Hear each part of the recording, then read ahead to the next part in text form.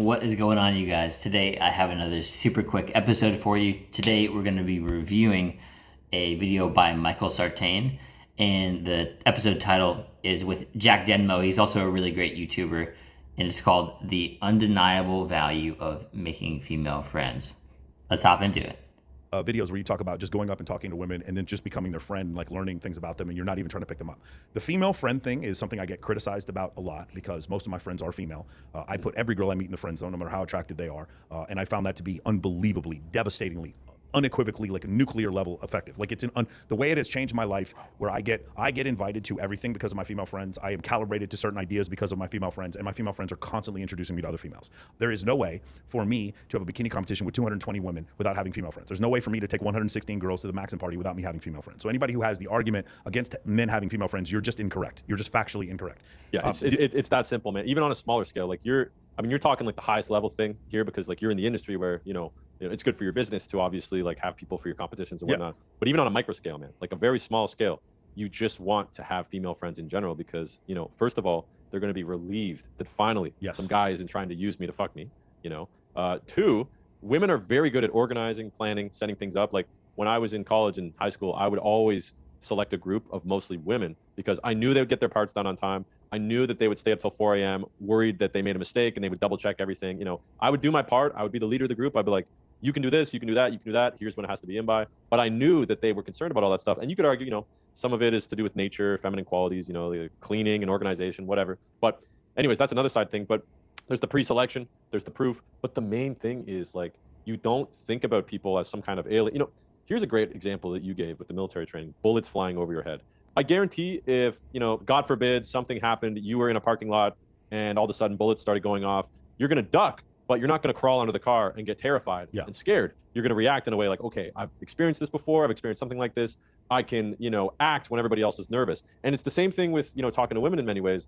If you are never around women, you're never talking to them. And what I mean by talking with them too is like, they don't talk to you because they have to. Like, you have high status, or you're paying them, or you're wealthy, or, you are the bouncer at the club. They talk to you because they like your company. They see you as equally valuable at the very least, and they're there not to get anything out of you. So they hang out with you because they like you as a person. Yeah. And now you know what it's like to be around women. You know how they are. You know the jokes they make. You know what jokes you can say to them. Like, you just learn, you get really calibrated with them. And you also see them as more than just, sex objects, right? Which is what the mistake a lot of guys make. And then when you talk to them, when you go and approach them in real life, or, you go on a date with a girl, all of a sudden they're going to be like, wow, this guy is so calm. He's so grounded. He's not being weird. I feel comfortable around him. He knows how to talk to me. He knows how to make jokes. He can banter. He's not afraid of offending me because, when you hang out with women, you know what jokes you can get away with, right? Like you make jokes about, certain things. And then, you're like, oh, okay.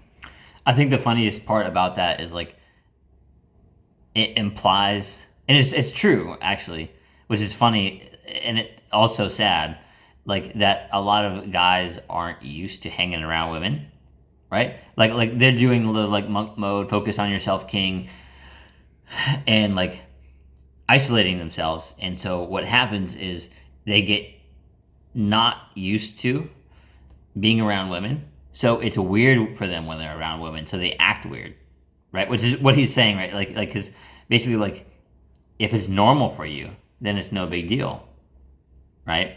And also, it's worth mentioning too, like you having these female friends, like they might talk about it a little bit. He used the word pre-selection, right? But pre-selection basically implies like, let's say that somebody, it doesn't matter if it was a guy or a girl, they see you hanging out with other people, having like a positive energy, good vibes, you're getting along well, right? They're going to say, oh, this other people clearly like this person and they have like a fun, positive energy going on. What is it about that guy that they like so much? Or like, so many people are friends with him. Like, what's going on there? And that applies for other guys being interested in being your friend, right? And that also applies to women too, right? Because especially if they see like you're friends with other guys and girls as well, other women, right? They'll say like, oh, so like other guys and women, like other women like him too. Like what is it about this guy? And now they want to find out. Don't want to get political here. This is so you get calibrated, right? And look, if you're trying to bang a chick, like let's say you meet this girl and she's gonna friend zone you, she's not, whatever, then yeah, just be friends with her. Yeah. And you can learn from her. You could work with her. These guys, they want you to go on this 2-year self-improvement journey where you get like D's, and you show the fantasy in their head is you show up and you're like so improved now, and you walk up to them and you're like, yo, I'm different now, and all of a sudden you're gonna want them to chase you. Like, what a fucking waste of time.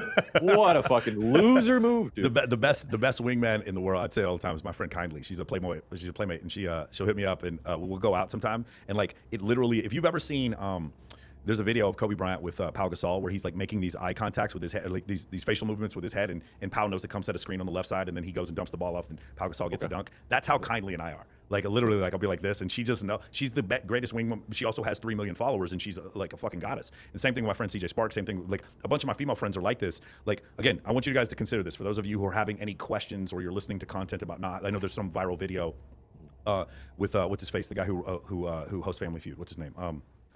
Steve Harvey? Steve Harvey has this viral video where he's like, men and women can't be friends, and he's just factually incorrect. Steve Harvey can't be friends with women. The reality of the situation is 99% of men could not be friends with the women I'm friends with because they're so attractive, and you're not used to being around that. But the reality of the situation is, if you were in a situation where, like, let's just say you worked for Hugh Hefner, you were an assistant, and you're just constantly around beautiful women all the time. At first, it would be overwhelming, and after a while, you'd be so like totally normal to it. And then finally, when you meet this incredibly beautiful.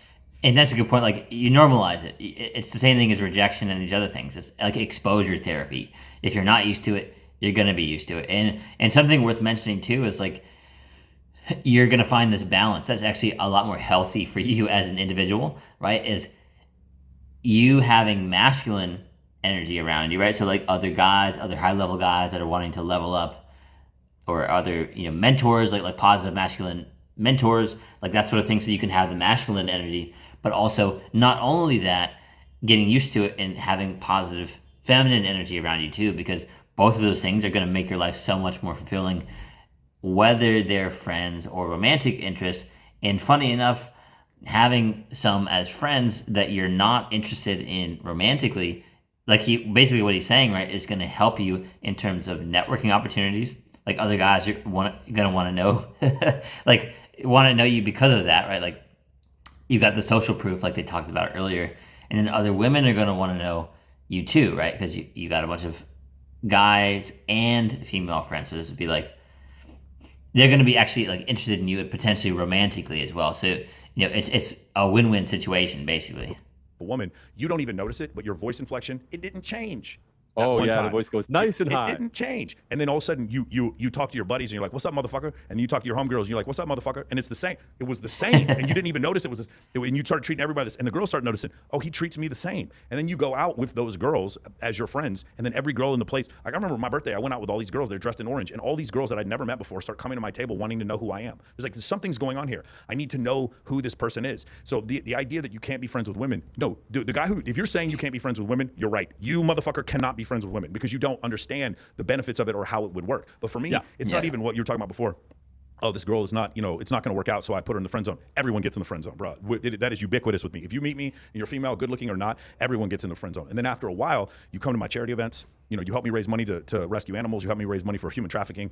You come to one of my bikini competitions. You come to Swimsuit USA. You come to Paradise Challenge. You come to Model Citizen Fund, whatever. Or you come on my podcast. And then after a while, we get to know each other. Like then maybe we can take it to somewhere else. But in the beginning, to me, every girl just starts off in the friend zone, and that's really helped me a ton. And it's made it to a point where like again, I know for some guys it sounds horrible, but like whenever girls come here, there'll be like 10, 20 girls, and they'll be like, we're gonna have a girls' night, and they're like, okay, well, Michael's gonna come pick us up. So it's me and like 10 or 20 girls. You understand what I'm saying? And their boyfriends are like furious. They're like, wait, I thought you were having a girls' night. Why is Michael Sartain there? It's like, well, because it's Michael Sartain. Everything's cool. It's not that big of a deal. And then at the end of the night, it's like I'm going out, and there's like random women coming up to me, and they're like, how do you know all these women? Who the fuck are you? I get that question.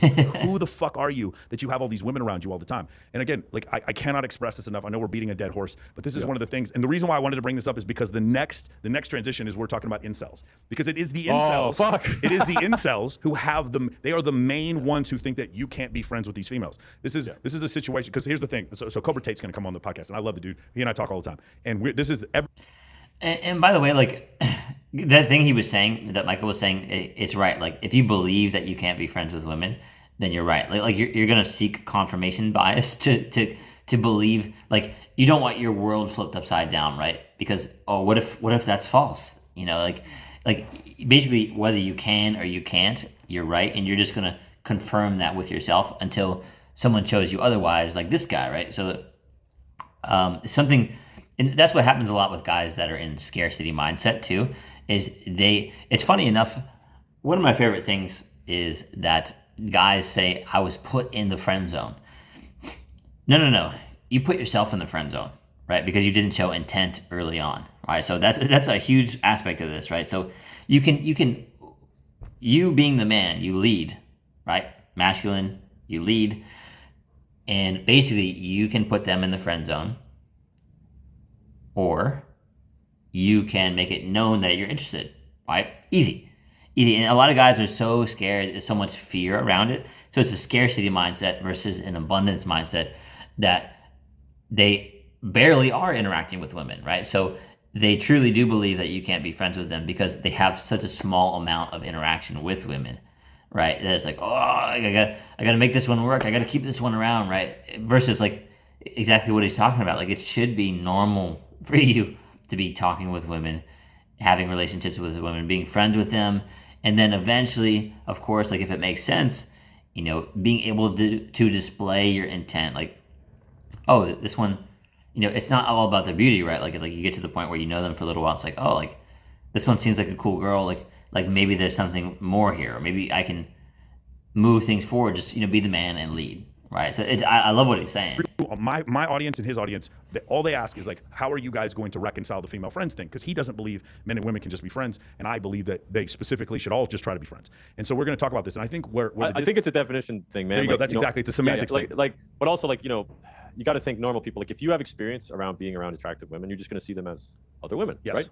But if you're like most guys, you can't control that, that narrative in your head. You're going to instinctively be like, it's, most guys, if you are like, hey, like, Alex Hormozy, really good business guy, you should get him on. He had this analogy about going into business with somebody, and he's like, look, if you go to the average guy and you're like, you're friends with him, but you're like, hey man, here's $10 million, just hold it for me. I don't know when I'll be back. It could be 20 years, but just don't spend it. Or, you let them stay at your house and sleep in the room next to your girlfriend, or, there's all these different analogies, but like most people are going to fail that test, right? Yeah.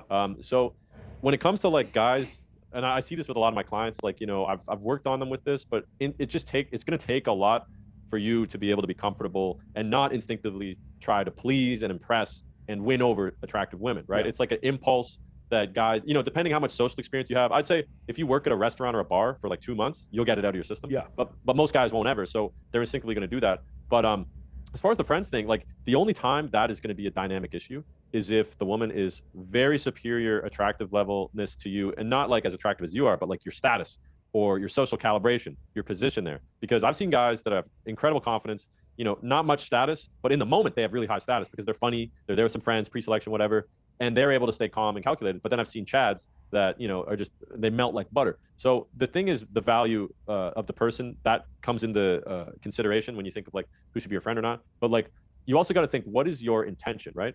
If you're intending, like, let's say you are attracted to this girl and you do want to get to know her, then yeah, I mean, you guys probably can't be friends because you're always going to have that attraction to her, right? But if you consciously decide before you go and be like, okay, well, you know what? Maybe I am attracted to this person, but I'd rather have them as a friend. You can easily just identify them as a friend, right? Hey, I got one other step, right? This is, I think a lot of people miss this part. Sure. Whether or not I'm friends with them and whether or not I'm sleeping with them have nothing to do with each other. This is a part, a lot of guys, like, they can't wrap their head around this. A lot of the girls I end up sleeping with are my friends. A lot. And a lot of people, the guys are like, well, no, you're just your female friends. Like, no, I put them in the friend zone in the beginning. At no point did we ever start dating. And then one day we just started sleeping together. That happens all the time. A lot of guys, they don't believe that's real. They don't understand that exists. And so what happens is they're like, well, I need to just show intent the whole time. Like, no, you need to show status the whole time.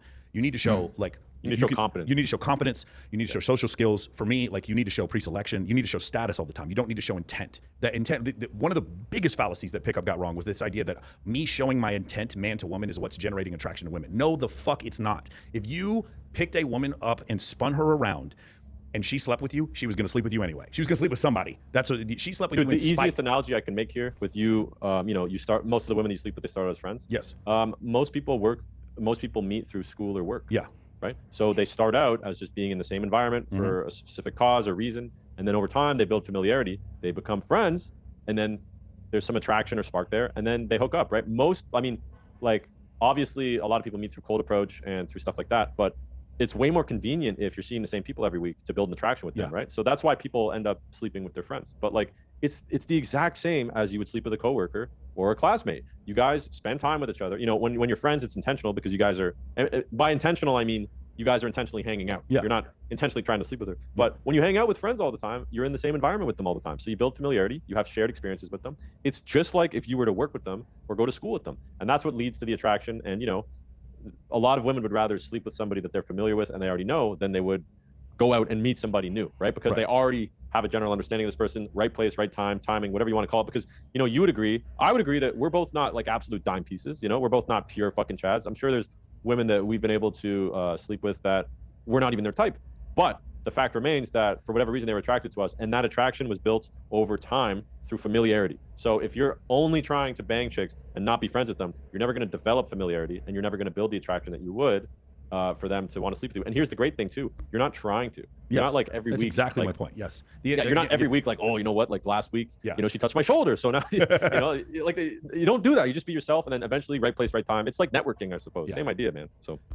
All right, guys. Well, definitely an interesting video. I agree with that too, right? Like, you know, because you effectively have the choice, you know, like whether they're going to be your friends or whether it's going to be more, right? And so, especially if you're in that position, right? Like, you know, there's a good chance that, you know, you built that level of attraction and eventually, I think that would be the middle ground there, right? It's not necessarily about showing intent right away. It's about making sure that you show intent if you decide that there's someone you're interested in, right? Because, like, I think a lot of guys will get into the point where, like, they are too scared to do something and they wait, like, weeks, months, years, and they're just, like, hoping that the girl's going to come around at some point. That's the scarcity mindset versus you just opening it up as a friendship, not necessarily expecting anything out of it, and letting it grow that way. So like what they were saying, right? Like you being in these different environments where you see a girl a lot, you might develop attraction over time. And actually, it could be a better situation anyways, because you'll decide like, oh, this is actually a really cool girl. Like there's more than just the chemistry here. This is actually someone that I could see myself actually dating, right? Like potential long term. Who knows, right? But like I think that's a really good point, is being able to flip it at some point, show your intent later, because you still have the power to do so then. It's not all about like, oh, I got to do it at the beginning. Oh, God.